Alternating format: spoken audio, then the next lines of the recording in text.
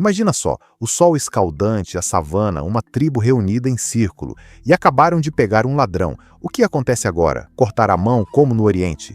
Enforcar, como na Europa? Nada disso. Em alguns lugares, o criminoso era alimentado com uma mistura especial e forçado a dançar até a exaustão. Em outros, crianças o perseguiam com zombarias por dias, até que ele mesmo implorasse para ser exilado. E em outros, a punição era tão silenciosa que quebrava uma pessoa mais do que qualquer chicote. Você sabia que em algumas comunidades nem existia a palavra prisão? E por que, às vezes, o pior castigo não é a dor, mas ser completamente ignorado? Quer saber onde os criminosos eram forçados a conversar com objetos dos ancestrais e o que acontecia se eles ficassem em silêncio? Fica aí, porque vamos te mostrar algumas práticas que fazem o Código Penal moderno parecer brincadeira de criança. Não mude de canal. Vamos começar pelo mais bizarro de todos, a morte social. O povo Iorubá, na África Ocidental, tinha uma prática que os psicólogos modernos chamariam de ostracismo absoluto. Imagine que você cometeu um crime grave, roubou o gado do seu vizinho ou insultou um ancião e, de repente, as pessoas param de te ver. Literalmente, elas olham através de você, não respondem às suas perguntas, não reagem às suas ações. Você se torna invisível na sua própria aldeia, ninguém te dá água, divide comida ou fala com você. Até sua própria família finge que você não existe. Por quanto tempo você aguentaria um castigo desses? Um dia, uma semana, muitos criminosos enlouqueciam em poucos dias e partiam para o exílio por conta própria, o que nas condições da savana africana muitas vezes significava morte certa. Agora vamos dar um pulo até o povo Kikuyu, no Quênia. Lá eles praticavam o que poderia ser chamado de arrependimento forçado através do diálogo com os ancestrais. O ladrão ou mentiroso capturado era levado a uma árvore sagrada, a muratina, onde ficavam as relíquias dos antepassados. O criminoso era forçado a conversar por horas com esses objetos, confessando seus atos, pedindo perdão a cada espírito individualmente. Se a pessoa se recusasse ou parecesse insincera, acreditava-se que os espíritos dos ancestrais puniriam não apenas ela, mas toda essa comunidade. Por isso, os membros da tribo eram muito persuasivos para motivar o infrator a ser o mais honesto possível. Depois disso, vinha uma confissão pública para toda a aldeia e uma purificação ritual, que incluía beber infusões amargas e cobrir o corpo com uma argila especial. Imagina só ficar de pé na frente de toda a sua tribo coberto de argila secando e contar em detalhes a sua vergonha? Entre o povo Zulu, na África do Sul, existia uma forma especial de punição para ladrões, a dança da confissão. O criminoso capturado era alimentado com uma mistura especial de ervas que causava uma leve tontura e suor excessivo.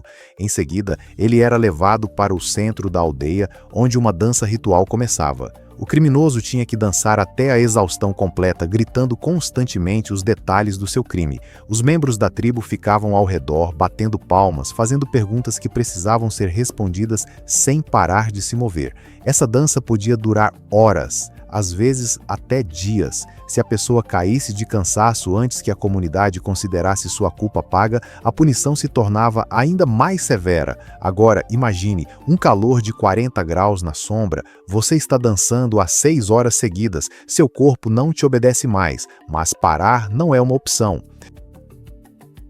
Uma abordagem particularmente interessante para a punição existia entre o povo Ashanti, na atual Gana. Eles praticavam o que poderia ser chamado de tribunal infantil. Por crimes menores, um adulto era entregue para as crianças atormentarem. Um grupo de crianças de 5 a 12 anos recebia o direito de seguir o criminoso por toda parte, contando em voz alta sobre seu delito, inventando canções zombeteiras sobre ele, apontando o dedo e rindo. Imagine, você é uma pessoa respeitada e uma multidão de crianças te segue cantando: "Lá vai o ladrão que roubou a cabra do tio Kofi. Olhem como ele é burro, nem roubar uma cabra ele conseguiu direito." E isso continuava dia após dia, semana após semana. Ninguém podia proibir as crianças de fazerem isso, era uma punição oficial. Muitos criminosos preferiam um castigo físico mais severo só para evitar essa humilhação pública. Na Etiópia, entre o povo Oromo, existia um sistema de punições baseado no princípio do Gada, as classes de idade. Se uma pessoa cometesse um crime, ela poderia ser rebaixada em sua classe de idade. Imagine, você tem 40 anos, é um ancião respeitado com direito a voto nas assembleias e a se casar com várias esposas. E de repente, por causa de um crime, você é mandado de volta para a classe dos jovens guerreiros. Você perde todos os seus privilégios, tem que obedecer a quem é mais novo que você, mais de uma classe superior, e não tem direito a participar das decisões. Basicamente, você era forçado a passar por todas as fases do amadurecimento de novo, o que podia levar décadas. Para uma pessoa em uma sociedade tradicional, isso era pior que a morte, a perda completa do status social e do respeito. E entre o povo Dinka, no Sudão, praticava-se algo absolutamente incrível: a punição através da restituição. Se você roubasse uma vaca, não bastava devolvê-la, você tinha que dar 2 ou 3, mas o mais interessante começava se você não tivesse como pagar. Nesse caso, você se tornava um parente temporário da família da vítima.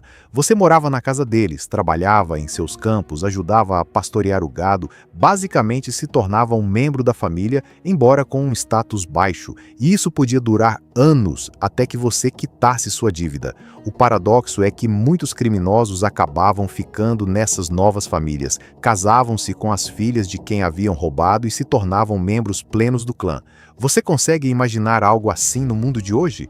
O ladrão que roubou sua televisão, morando na sua sala e ajudando a lavar a louça até pagar pelo que fez? O povo Hausa, na Nigéria, tinha a prática do renascimento público. O criminoso era enterrado, cavavam uma cova rasa, o deitavam ali, cobriam-no parcialmente com terra e o deixavam por várias horas sob o sol escaldante.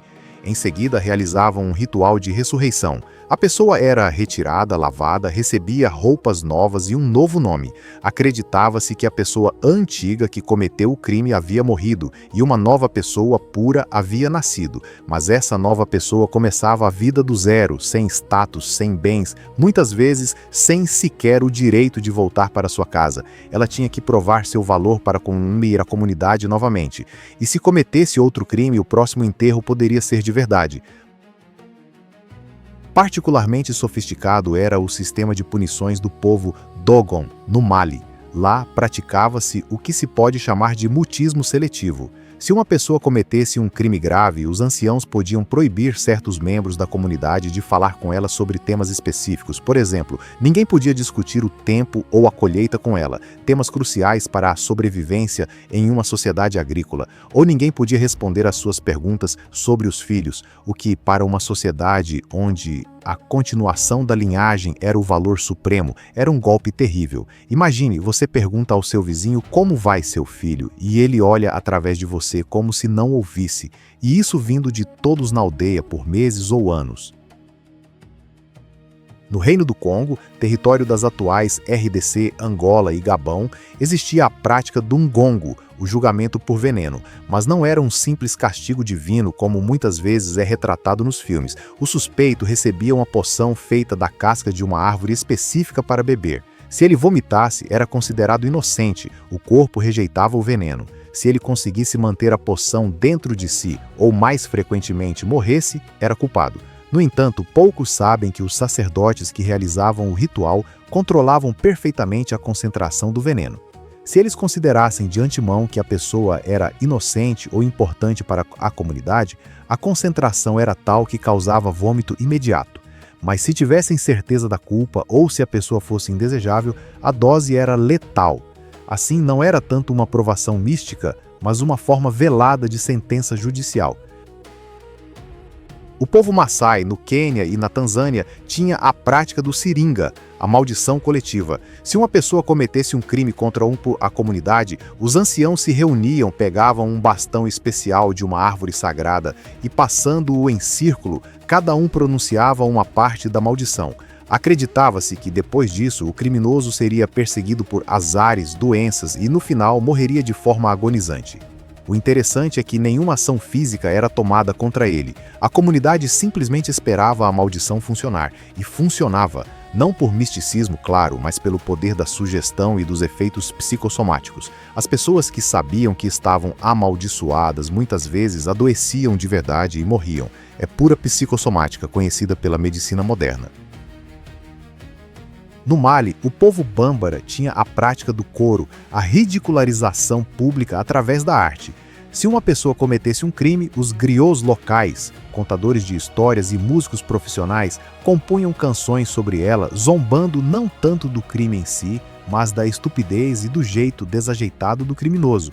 Essas canções eram apresentadas em todas as festas e reuniões, e o criminoso era obrigado a estar presente e ouvir. Além disso, essas canções se tornavam parte do repertório dos griots e podiam ser cantadas por anos, mesmo após a morte do criminoso, passando a fazer parte do folclore. Imagina só, seu erro estúpido ou momento de fraqueza imortalizado em uma canção popular que seus netos e bisnetos ainda vão cantar. O povo Fulani, nômades da África Ocidental, praticava o chame, o exílio temporário com mudança de aparência. O criminoso não era apenas expulso da comunidade, mas antes disso sua aparência era alterada. Sua cabeça era raspada em um padrão específico, seu rosto era pintado com tintas que não saíam, às vezes até faziam pequenas cicatrizes. Isso servia a dois propósitos. Primeiro, outras comunidades viam imediatamente que se tratava de um exilado criminoso. Segundo, mesmo após o retorno, geralmente depois de 1 ou 2 anos, a pessoa ainda carregava as marcas de sua punição por algum tempo. Curiosamente, o exilado recebia um kit mínimo de sobrevivência, uma faca, uma pederneira, às vezes até uma cabra ou ovelha. O objetivo não era matá-lo, mas dar-lhe uma chance de redenção e retorno, mas já como uma pessoa mudada. Resumindo, podemos dizer que os sistemas de punição nas sociedades africanas tradicionais eram incrivelmente diversos e, muitas vezes, psicologicamente muito mais complexos do que as simples punições físicas comuns na Europa do mesmo período. Eles não visavam tanto causar dor ou isolar o criminoso, mas sim reintegrá-lo à sociedade, restaurar os laços sociais rompidos e compensar o dano. Muitas dessas práticas contêm ideias que só agora estão começando a entrar na penologia moderna, como a justiça restaurativa, a mediação e os serviços comunitários em vez de penas de prisão.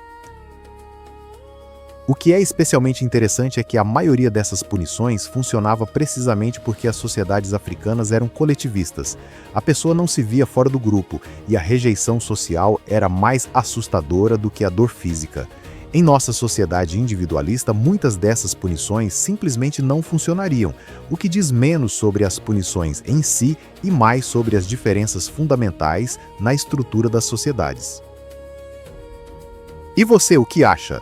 Alguma dessas práticas poderia ser adaptada para o mundo moderno? Seria mais eficaz fazer os criminosos compensarem o dano trabalhando para as vítimas em vez de mandá-los para a prisão? Ou a confissão e o arrependimento públicos poderiam funcionar melhor do que cumprir pena anonimamente? Compartilhe suas ideias nos comentários, estou realmente interessado em saber o que você pensa sobre essas abordagens alternativas de justiça. Se você gostou desta viagem ao mundo das tradições de justiça africanas, não se esqueça de deixar o seu like e se inscrever no canal. Cada like seu ajuda este conteúdo a alcançar quem se interessa por história de verdade, e não por clichês de Hollywood.